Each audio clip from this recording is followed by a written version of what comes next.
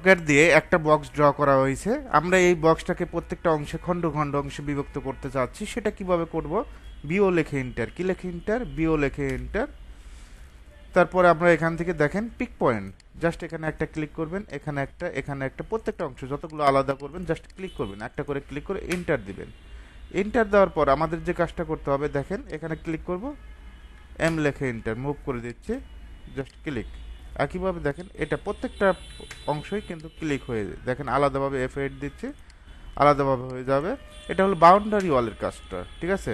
আপনি যতগুলো পোর্শন আছে প্রত্যেকটা আলাদাভাবে করতে পারবেন।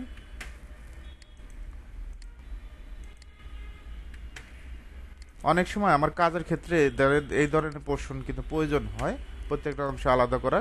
এখন আমরা চাইলে এটা কালার দিতে পারি, হ্যাশ করতে পারি, এইচ লেখে এন্টার, কি লেখে এন্টার, এইচ লেখে এন্টার।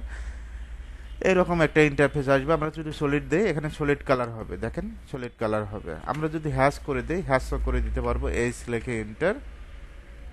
এখান থেকে প্যাটার্নটা দিচ্ছি 31, স্কেলটা 15, কত দেব, 15 দেব। জাস্ট আমরা ক্লিক করব, ক্লিক করব, এখানে ক্লিক করবেন, যতগুলো আছে ক্লিক করবেন। ক্লিক করার পর আমাদের স্কেলটা যদি এটা অন করে দেই, অন করে দিলে দেখেন অটোমেটিকভাবে লেবেল হয়ে যাবে। এভাবে চাইলে প্রত্যেকটা অবজেক্ট আলাদাভাবে করতে পারবেন, এমনকি হ্যাশ করতে পারবেন।